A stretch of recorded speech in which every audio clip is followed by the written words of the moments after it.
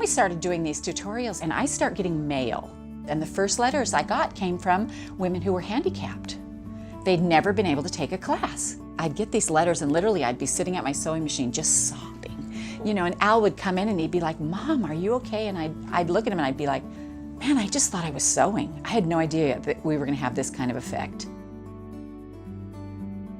When we started the company, the children were trying to do something for my husband and I to support us through retirement.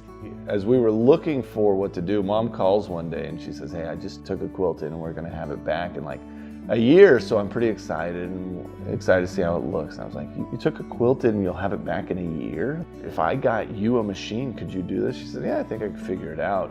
And so they decided, they went together and bought me a quilt machine.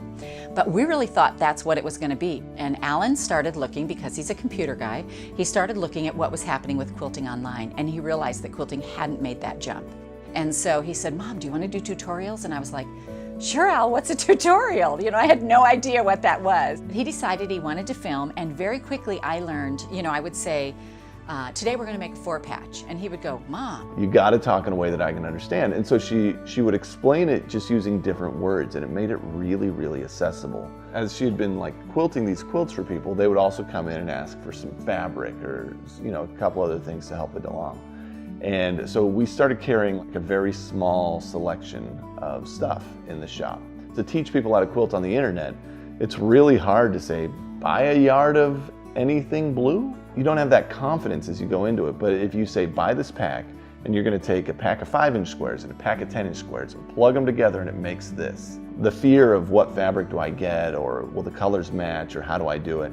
You gotta just follow along, and it turns out great every time. And so now she has this like brand that just resonates with anybody can learn to quilt. I'm Mike Mifsud.